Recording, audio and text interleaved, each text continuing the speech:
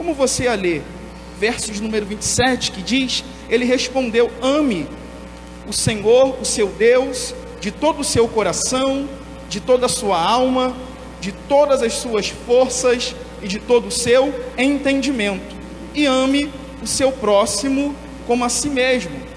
Disse Jesus: você respondeu corretamente, faça isso e viverá. Mas ele, querendo justificar-se, perguntou a Jesus: e quem é o meu próximo? Em resposta, disse Jesus: um homem descia de Jerusalém para Jericó, quando caiu nas mãos de assaltantes. Estes lhe tiraram as roupas, espancaram-no e se foram, deixando-o quase morto. Aconteceu estar descendo pela mesma estrada um sacerdote. Quando viu o homem, passou pelo outro lado. E assim também um levita, quando chegou ao lugar e ouviu, passou pelo outro lado. Mas um samaritano, estando de viagem, chegou onde se encontrava o homem, e quando ouviu, teve piedade dele.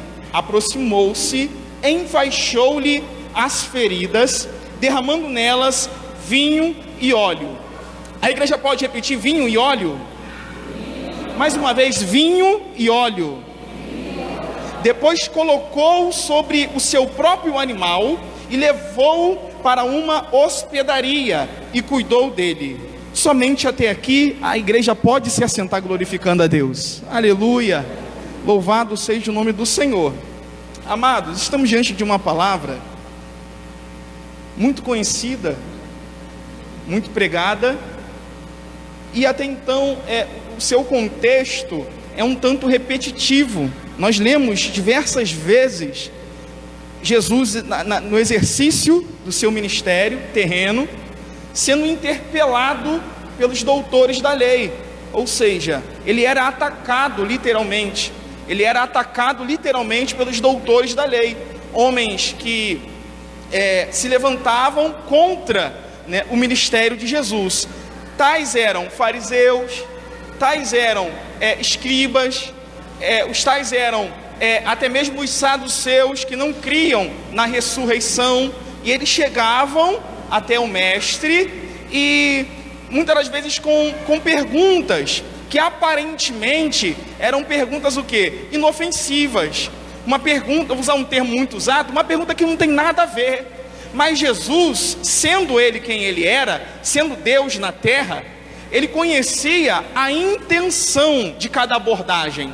Ele conhecia o coração de cada um que se chegava até ele. E aqui, querido, nós vemos que um perito ou doutor da lei, um homem muito entendido da lei, um perito na lei, ele se achega até Jesus com uma intenção de pegar Jesus. O próprio texto vai nos falar que a intenção dele era colocar Jesus à prova, com uma simples pergunta. Para mim, olhando para a pergunta desse perito da lei, eu não via maldade nenhuma, eu não veria perigo nenhum em lhe responder. Mas a intenção dele era pegar Jesus em algum erro para que depois ele pudesse acusar Jesus, que ele estivesse se levantando contra a própria lei de Moisés. Aqui, Jesus, ele vê a intenção, E eu quero chamar a atenção da igreja para essa palavra intenção do nosso coração.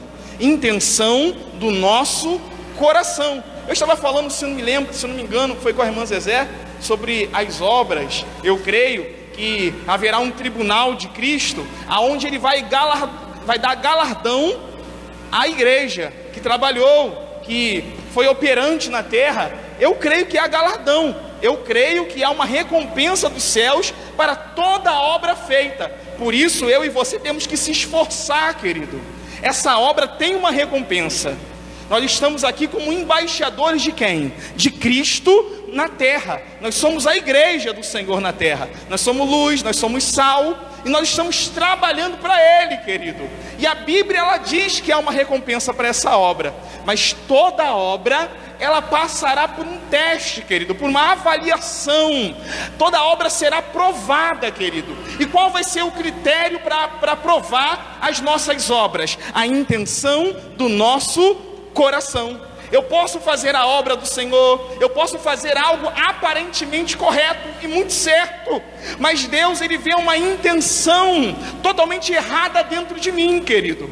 Ele vê o nosso coração. Eu posso fazer toda a obra possível, maravilhas para o Senhor, e a própria Bíblia, ela vai dizer o quê? Se não tiver amor, querido, é em vão. Se não tiver amor, se o meu coração não estiver envolvido nessa obra, Ele conhece o nosso coração, e essa obra vai ser provada, e se ela for aprovada, nós receberemos dele o nosso galardão. Então aqui, querido, esse perito vem e ele olha o coração, ele vê a intenção, e ele vê, querido, a maldade que havia na intenção desse perito da lei. Eu vejo também muitas das vezes, querido, a gente buscando ao Senhor, pessoas buscando ao Senhor, e é algo maravilhoso aos nossos olhos. Você vê alguém buscando ao Senhor, buscando a presença de Deus. Nós incentivamos até mesmo que as pessoas busquem a Deus, que as pessoas se acheguem até Deus.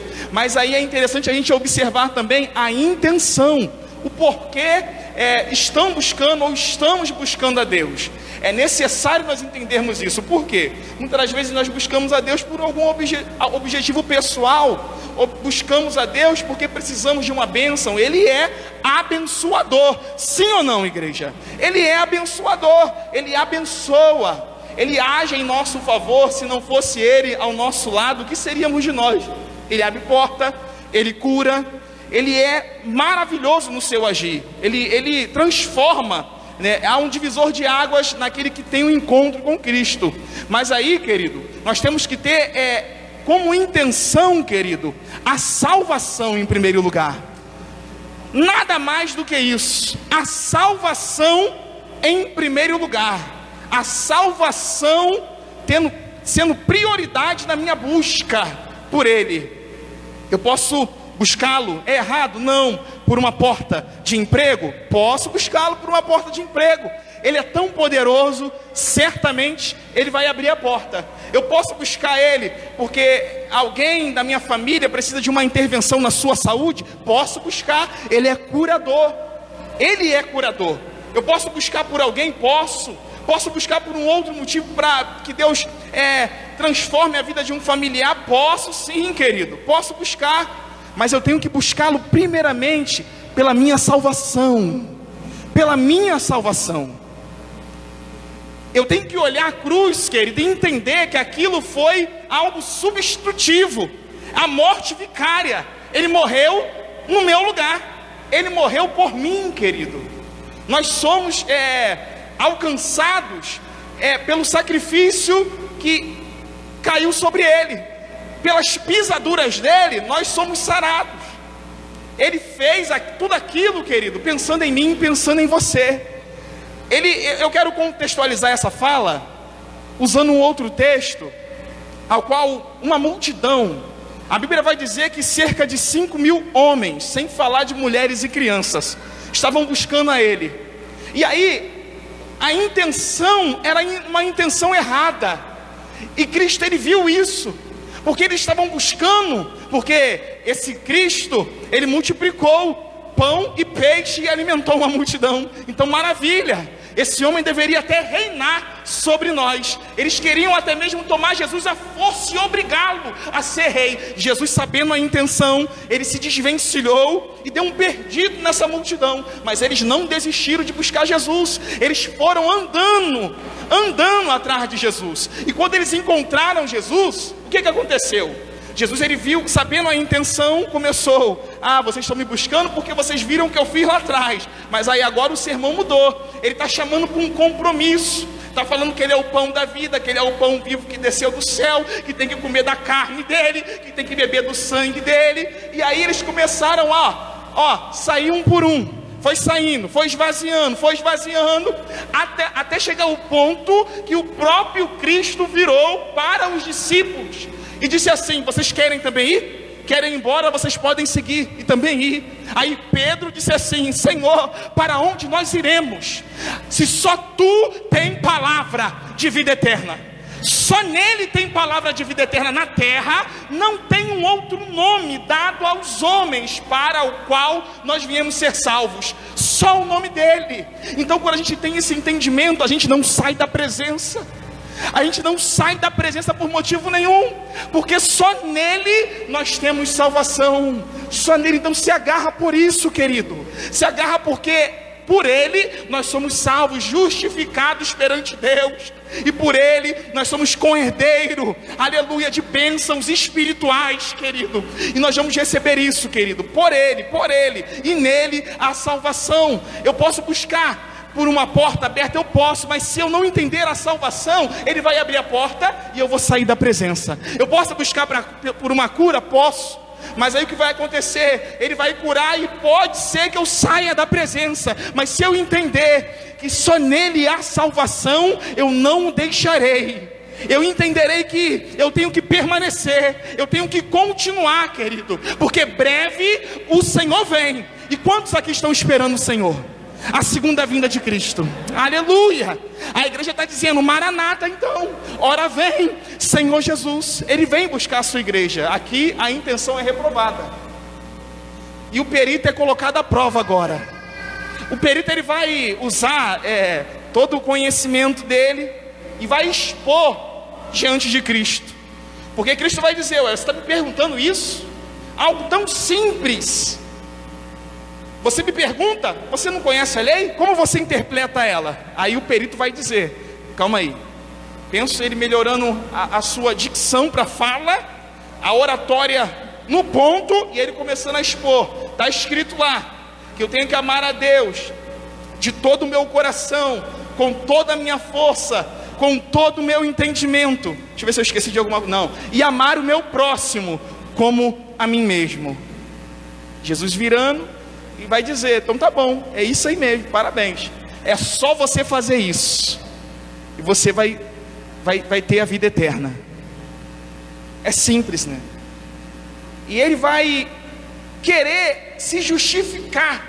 O texto vai dizer: querendo se justificar, querido. Verso de número 29. Ele vai perguntar: quem é o meu próximo? E aí Jesus vai contar uma história. Ele vai fazer uma ilustração. E aí que eu quero concentrar essa oportunidade e essa palavra.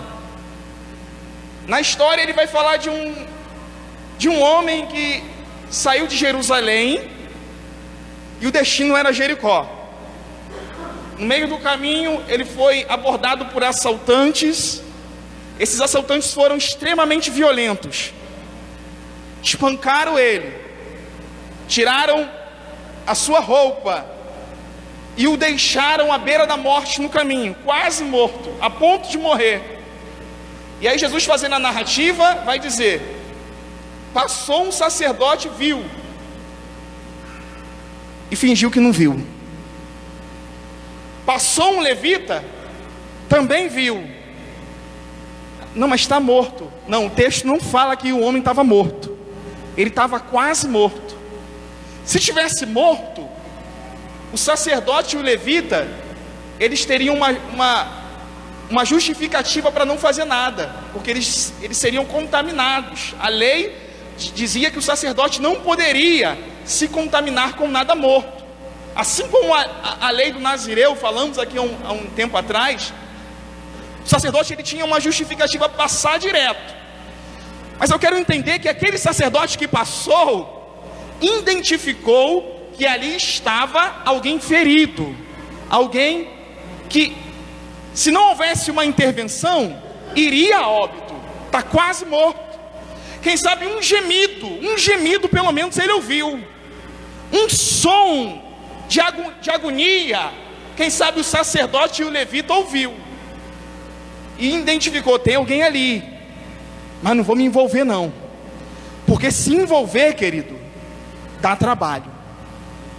Se envolver, com certeza, vai pedir que a gente tem que empregar um certo esforço. Eu não sei qual era o destino do sacerdote, do levita, mas eles fingiram que não viu nada, passou pelo outro lado e seguiram o seu caminho.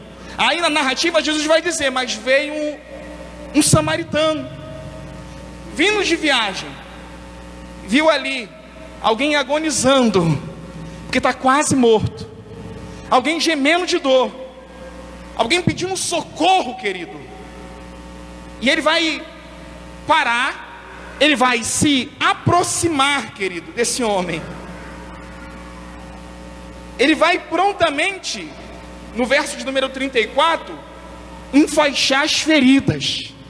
Quem sabe tinha um sangramento, querido, que deveria ser estancado. Ele vai identificar, querido, o local dos hematomas. Ele vai aplicar, querido, vinho e óleo. Ele vai colocar esse homem sobre a sua própria cavalgadura. Ele usa um animal e coloca ele sobre esse animal. Agora ele não mais monta no animal, agora ele conduz o animal com o homem ferido e leva esse homem até uma estalagem. E ele vai deixar sobre o cuidado na estalagem. Agora esse homem que estava ferido, agonizando, está numa estalagem sendo cuidado. E a palavra do samaritano é essa: cuida dele, cuida dele. E se você tiver gastos extras com esse homem, quando eu voltar, eu vou pagar. Tudo eu vou pagar quando eu voltar.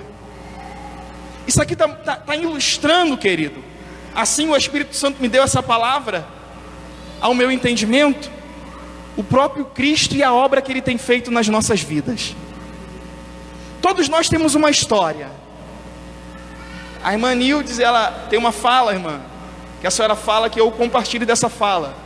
Quando a senhora diz assim: eu não me via na igreja. A senhora já falou algumas vezes isso para mim. Eu não me via na igreja. Muitos de nós não tinham ideia que estaríamos hoje na presença de Deus, pregando a palavra. Muitos de nós não tínhamos imaginação nenhuma dos planos de Deus conosco. Teve um momento que houve uma intervenção. Teve um momento que Cristo, Ele se aproximou. Eu não sei qual é a tua história, mas eu tenho uma convicção de que você tem uma história, tem uma particularidade sua, e Deus, quem sabe foi o divisor de águas que te trouxe para a presença. Foi um encontro que você teve com Cristo. Ele veio até você, cuidou das suas feridas, sejam elas feridas físicas ou interna, emocional, no nosso interior, mas Ele cuidou e tem cuidado até aqui das nossas feridas. A Bíblia vai dizer que o samaritano, ele usou óleo, ou em outra versão, azeite e vinho. O vinho na Bíblia, ele simboliza a alegria. Ele simboliza, ele não traz alegria, é um símbolo na Bíblia. O vinho simboliza a alegria. Muitos outrora buscavam, hoje estão na presença e sabem muito bem o que é alegria. A alegria verdadeira. Muitos tiveram um encontro com Cristo e sabem o que é paz interior. Deitar, a conta zerada, irmão, a despensa quase vazia, mas paz no coração. A certeza de que o mesmo Deus que proveu na mesa hoje, vai prover amanhã também. Oh, aleluia.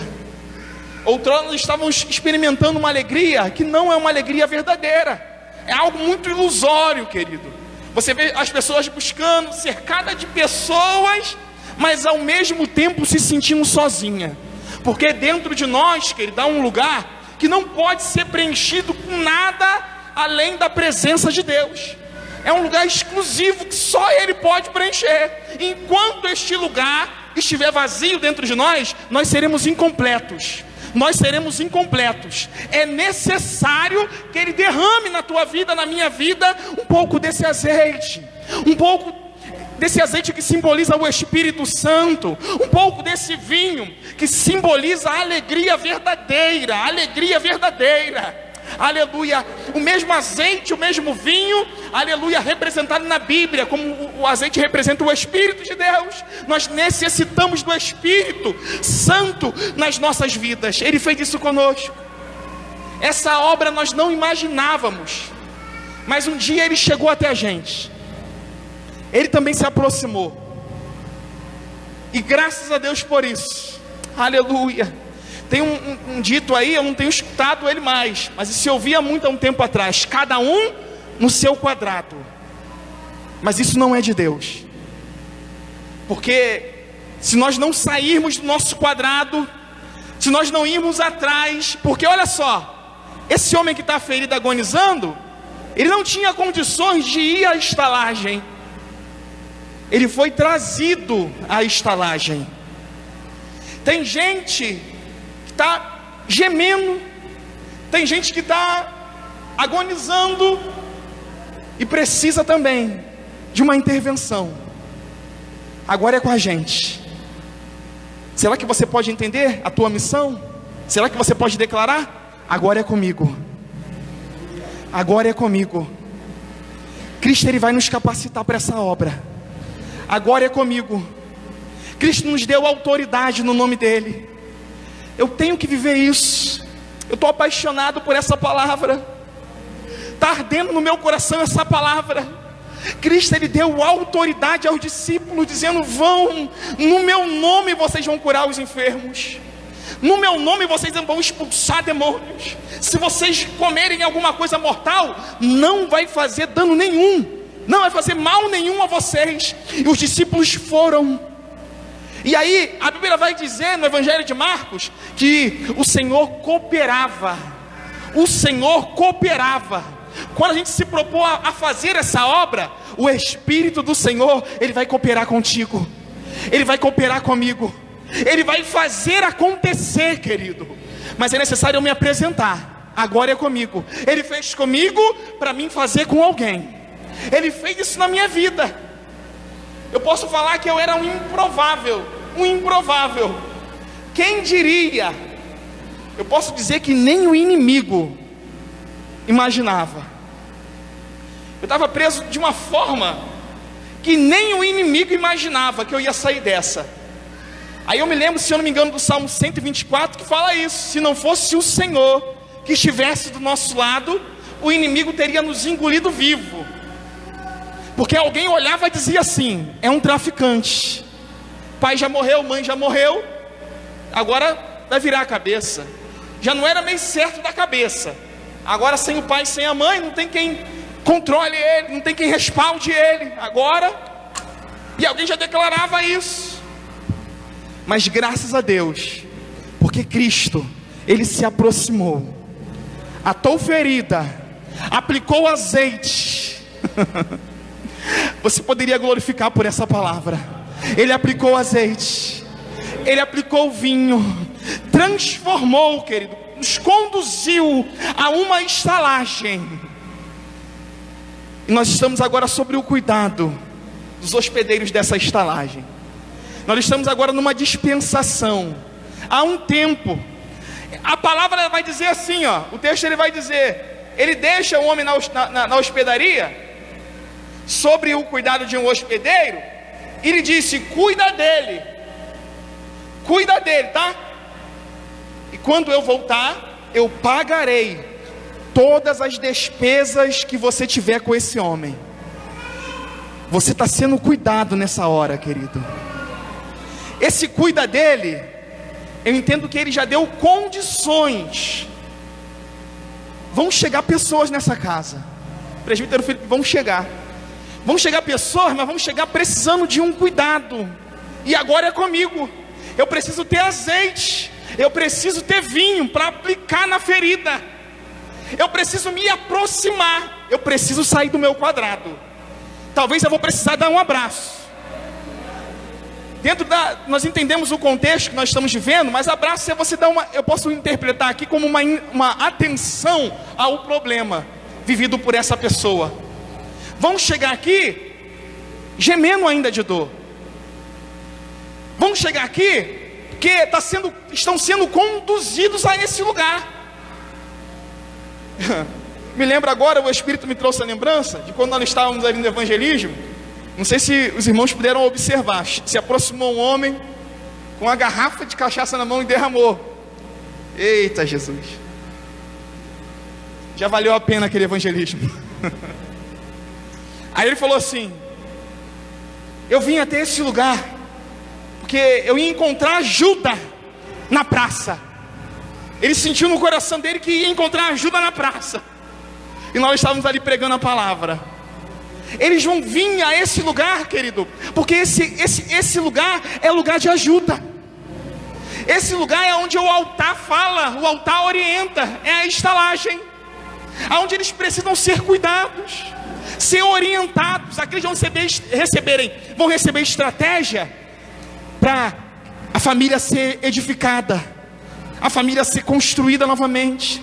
Porque vão chegar pessoas aqui com lares destruídos, vão chegar pessoas aqui gemendo de dor, precisando de uma intervenção da parte de Deus. E Ele quer usar alguém. Ele quer usar alguém para essa obra. Oh, aleluia. Quer usar a tua vida. Quer usar a minha vida.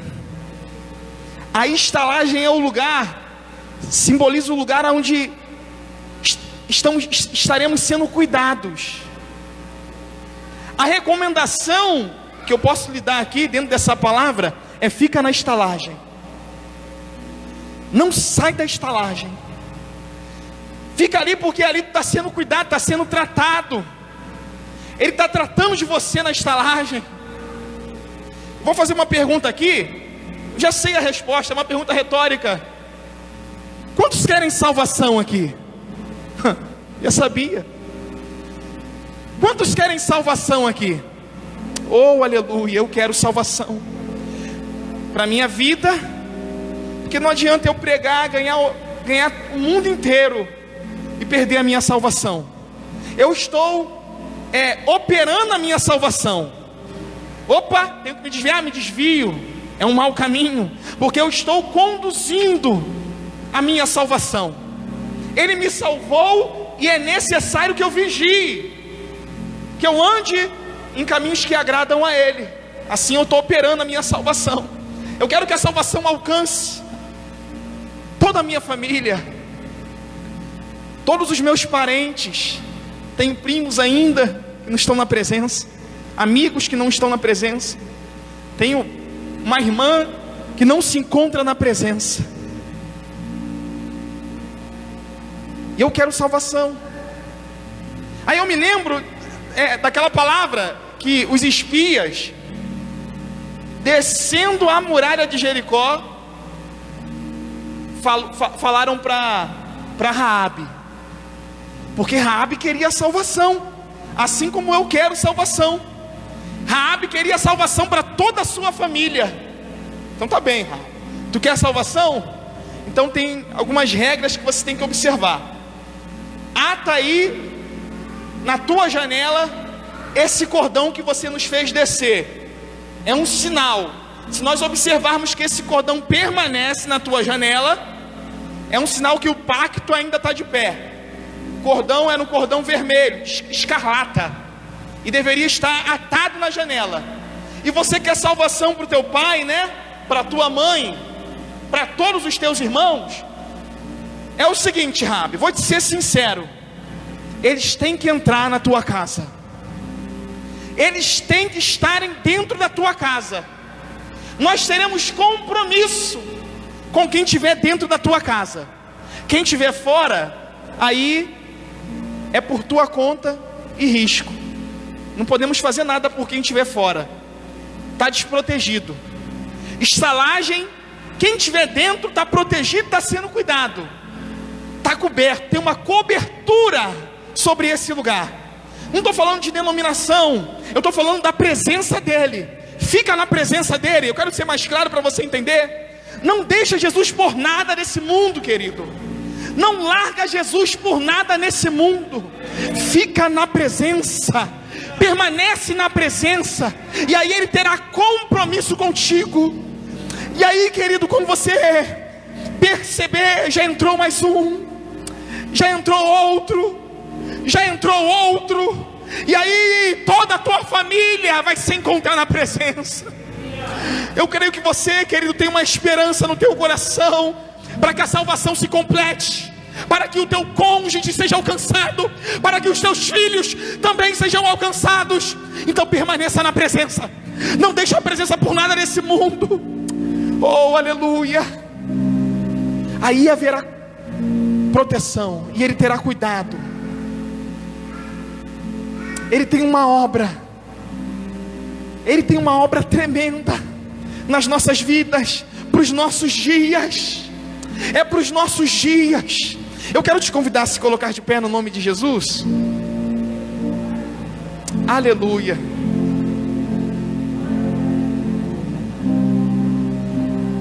Interessante que eu disse aqui no início, vou até fechar a Bíblia aqui. Eu não imaginava. Ele fez uma obra em mim. Ele fez uma obra em mim. Um dia eu estava vindo para a igreja, faz um tempo isso já. Não estava num dia muito bem não, estava meio chateado.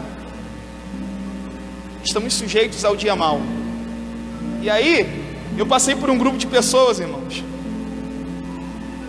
E eu pude ouvir, quando eu passei, eu cumprimentei a todos. E eu pude ouvir. Esse era o rapaz que... É ele? Trabalhava aí na Gatunete? Aquilo dali já começou a transformar meu interior. Já cheguei na casa do Senhor diferente por essa palavra, porque eu estava me esquecendo do que Jesus já fez na minha vida. A gente tem que ter uma memória melhor, querido. Eu te convido a trazer a lembrança agora, os feitos do Senhor, da onde Ele te tirou. O Salmo 40, eu li lá na praça, que Ele me tirou de um charco de lodo, firmou os meus pés, colocou um cântico na minha boca, um hino de exaltação ao Senhor. Ele fez essa obra. E aí, de fato, querido, a forma que eu me encontrava, nem o inimigo imaginava que eu ia sair de uma situação daquela. Se você passar ali, por onde eu morei, você vai ver um monturo. A casa que era dos meus pais, hoje é um monturo. O inimigo, ele agiu de uma forma para destruir totalmente a minha família, para acabar com a minha casa, acabar com a minha vida. Ele não quer ferir ninguém não. O inimigo, ele não quer ferir ninguém. O inimigo, ele quer matar, ele quer destruir. E o levante do inimigo, ele estava me conduzindo para um abate. Eu estava sendo conduzido para um abate. Eu ia ser abatido. A Bíblia estava se cumprindo, porque algumas vezes eu havia aceitado a Cristo e me desviado. Meu estado estava piorando, estava indo de mal a pior. O meu comportamento já estava piorando. Eu já era uma pessoa que eu mesmo não me reconhecia mais. Ele estava me conduzindo para um abate. De fato, eles estariam certos. Seria eu sim um traficante, um morador de rua, um viciado. Seria eu uma pessoa desse tipo. Ou morreria um desses morros da vida que eu já entrei. Estava falando lá no trabalho, pregando Jesus, e eu já estive lá onde tu mora. O que você estava fazendo lá? Eu falei, isso é um passado, fica ligado. Ele já fez uma obra na minha vida. Parece que não, né? Mas ele já fez uma obra. Estava sendo conduzido por um abate, porque ele queria destruir toda a minha família. Aí o inesperado aconteceu para o inimigo. O bom samaritano se aproximou, querido, me conduziu para essa estalagem. e tem cuidado de mim até hoje. Tem cuidado de mim. Tem cuidado de você também? Está cuidando da tua vida também? Oh, aleluia! Louvado seja o nome do Senhor. E aí hoje, para vergonha do inimigo, tu acha que o inimigo se alegra quando alguém diz assim: ah, ele morava nessa casa aí, está destruída? Ele não se alegra não, porque ele queria destruir toda a minha família, queria acabar com a minha vida. Mas eu estava falando com a minha esposa: amor, eu tô a cara do meu pai. Deixei esse bigode aqui. Presbítero Frio, eu tô a cara do Zé Maria. Meu pai chamava José Maria. Lá em casa Maria era meu pai. Aí eu tô a cara do meu pai. Aí eu tô andando na rua, aí alguém fala assim: é o filho do Zé Maria. É o filho do Zé Maria. Não é o filho do Zé, é o filho do Zé Maria. É ele sim. Porque o plano do inimigo era destruir toda a família. Mas Cristo, ele tinha um outro projeto. Entrou na minha vida, aleluia, tem me restituído, tem me colocado de pé. E hoje, querido, nós somos mensagem aos olhos. Nós somos mensagem aos olhos. A obra de Cristo está em evidência na tua vida. Aquilo que Cristo fez está em evidência em você. Porque alguém olha quem era Ele, quem ela era, quem ela era. Agora olha o que Cristo fez. Olha o que Cristo fez. Está em evidência aos olhos. E toda vez que isso acontece, é para a glória dEle, é para a glória de Deus, é para o nome dEle ser engrandecido. Aleluia. Se você entendeu essa palavra, tu vai sair daqui hoje assim, ó. Se ajeita aí, irmão. Levanta essa cabeça como um vencedor. Levanta a cabeça, ergue a cabeça. Sai daqui hoje de cabeça erguida. Sai daqui hoje de cabeça em pé. Oh, aleluia. Porque a obra dele está em evidência na tua vida. Estão vendo a obra dele em você, querido.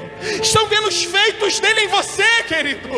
O nome dele está sendo glorificado em cada passo, em cada passo, em cada passo. Quem era, quem é agora, quem era e quem é agora, quem era, quem ele fez ser hoje, quem ele fez ser hoje. Porque está em evidência, está em evidência. Oh, aleluia, aleluia, aleluia, aleluia, aleluia, aleluia, aleluia, aleluia. Está sendo transmitido?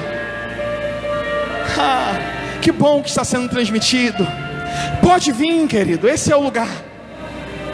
Se você pode, essa é a estalagem. Nós somos humanos, sujeitos a erros. Mas presbítero, eu tomei posse dessa palavra e eu quero compartilhar com o Senhor. Porque o bom samaritano conduziu o homem ferido. Ele fez um pronto atendimento ali no local. Ele aplicou o azeite, aplicou o vinho, mas depois ele colocou sobre a sua cavalgadura e levou até a estalagem. E aí na estalagem ele disse aos hospedeiros, os responsáveis da estalagem: cuida dele. E esse cuida dele tem a capacitação, tem a condição, tem o recurso necessário. Ele vai nos capacitar, querido, para essa obra. Ele vai nos honrar, porque nós somos incapazes, mas é Ele que vai nos honrar. Oh, aleluia. E eu te convido, vem para esse lugar. Isso aí é uma mentira do inimigo sobre a tua mente, dizendo que a tua vida não tem jeito. Está eu aqui, ó. Estou eu aqui, tem vários irmãos aqui. Como que não tem jeito? Esse que diz que não tem jeito, não conhece o nosso Deus, não conhece o poder desse Deus. Vem, vem. Permita-se ser conduzido a esta casa. Permita-se a ser conduzido a uma estalagem. Aleluia. Eu quero terminar com essa palavra, porque Ele mesmo disse: quando eu voltar, eu vou recompensar. Se você excedeu os gastos, se você sem recurso, Eu vou recompensar o teu esforço. Vou recompensar o suor do teu rosto, a tua fadiga que você empregou nesse trabalho. Eu vou recompensar quando eu voltar. Eu me lembro do livro de Atos, quando Cristo está sendo assunto aos céus, está todo mundo assim, ó, vendo Cristo subir. E de repente uma nuvem cobriu, eles não puderam mais ver, e continuaram ali olhando para o céu. E aí de repente se colocou 2 homens vestidos de branco, e disse assim: varões galileus, por que vocês estão aí olhando para o céu? Esse mesmo Jesus que vocês estão vendo subir, que vocês viram subir aos céus, Ele vai voltar. Ele vai voltar. Cristo, Ele vem, querido. Aleluia. E essa é a nossa esperança. Nós estamos aqui como se viesse nesse momento, como se Ele viesse agora. Estamos aguardando a vinda dEle. Estamos aguardando o arrebatamento. Aleluia. Vem fazer parte dessa família, família de Cristo. Oh, aleluia, aleluia, aleluia.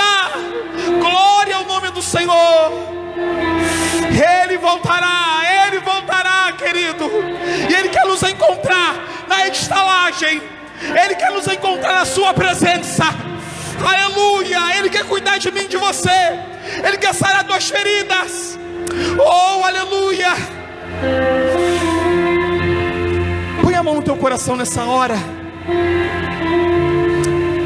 Eu quero orar e devolver, aleluia, o microfone a quem lhe é de direito. Soberano e eterno Deus, obrigado por essa oportunidade, Senhor, que nos encontramos na tua presença. Te louvo e te exalto pela tua obra em evidência na vida de cada irmão aqui nessa noite. A tua obra está em evidência, Senhor. Eu vejo, Pai amado, quando eu olho, Pai amado, Pai querido, testifica aos meus olhos os teus feitos na vida dos meus irmãos que aqui se encontram. Eu quero, Pai amado, Pai querido, declarar, Deus, que o Senhor não mudou. O Senhor continua sendo o mesmo Deus. Vidas ainda o Senhor quer transformar. O Senhor quer atuar, Pai amado, Pai querido. Assim como foi pregado nessa noite, sarar a ferida, Pai amado, atar as feridas, aplicar o azeite, aplicar o vinho e colocar em uma estalagem. Senhor, que o Senhor entre com salvação, Deus. Que a tua salvação, Pai amado, Pai querido, alcance agora. Que a sua salvação em Cristo Jesus alcance agora o meu irmão. Entra agora nesse lar, Deus, no nome de Jesus. Eu creio que o Senhor pode transformar, Deus, porque assim o Senhor tem feito nas nossas vidas. Eu te entrego agora, no nome de Jesus, todos quantos estiverem diante dessa palavra, sejam abençoados. Recebam agora ânimo, recebam agora condições, sejam eles conduzidos ao local da tua presença. É o que eu te peço, Deus, agradecendo, Senhor, por essa rica oportunidade, em o nome de Jesus. Presbítero Felipe, você pode aplaudir ao Senhor. Vamos aplaudi-lo. Aleluia.